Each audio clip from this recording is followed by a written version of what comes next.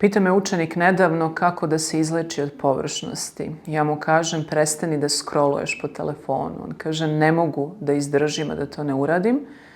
A ja mu kažem, to je zato što smo svi postali dopaminski zavisnici. U kakvoj su vezi scrollovanje po telefonu, neko će reći da je ovo strana reč, jeste, ali tako kažemo, i dopaminska zavisnost. Dakle, svi kratki, bezazleni sadržaji nas bude i mi se u tom trenutku osjećamo zaista probuđeno, ali kada završimo sa tom radnjom ili tom aktivnošću, onda se svi centri radosti u nama gase i postajemo bića koje su iznemogla, iscrpljena i koja više ne znaju kako će. I onda ponovo želimo da svoj dopamin probudimo i to činimo tako što obavljamo istu aktivnost iznova i iznova.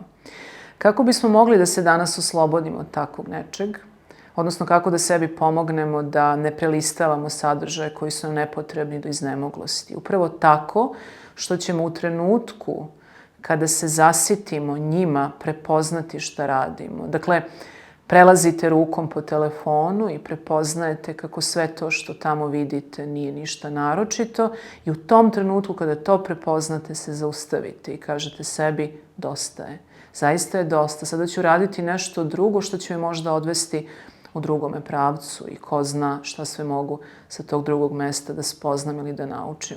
Dakle, vrlo je važno da budemo budni, svesni onoga što činimo, jer ako nismo, da ćemo zaista biti u vlasti tehnologije koja nas do iznemoglosti prlja, ali ako prepoznamo da to što radimo nam ne čini nikakvu korist, onda ćemo se zaustaviti i preći na nešto mnogo vrednije i mnogo smislenije.